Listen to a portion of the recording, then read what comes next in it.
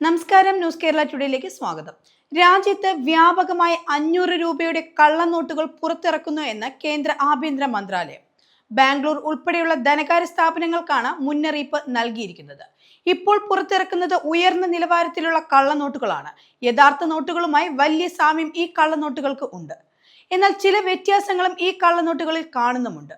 Reserve ബാങ്കിന്റെ പേരെഴുതിയതിലാണ് യഥാർത്ഥ നോട്ടുമായി ചില വ്യത്യാസങ്ങൾ കാണുന്നത്.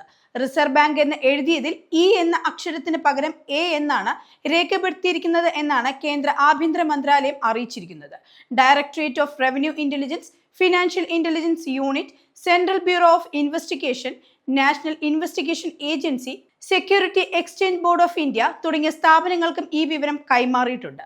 ഇപ്പോൾ പുറത്തിറക്കിയിരിക്കുന്ന കള്ളനോട്ടുകളിലെ അക്ഷരത്തെറ്റ് പെട്ടെന്ന് ശ്രദ്ധയിൽപ്പെടാത്ത രീതിയിലാണെന്നും ആഭ്യന്തര മന്ത്രാലയത്തിന്റെ മുന്നറിയിപ്പുണ്ട്. പൊതുജനങ്ങളും ഇതേക്കുറിച്ച് വളരെയധികം ജാഗ്രത പാലിക്കേണ്ടതാണ്.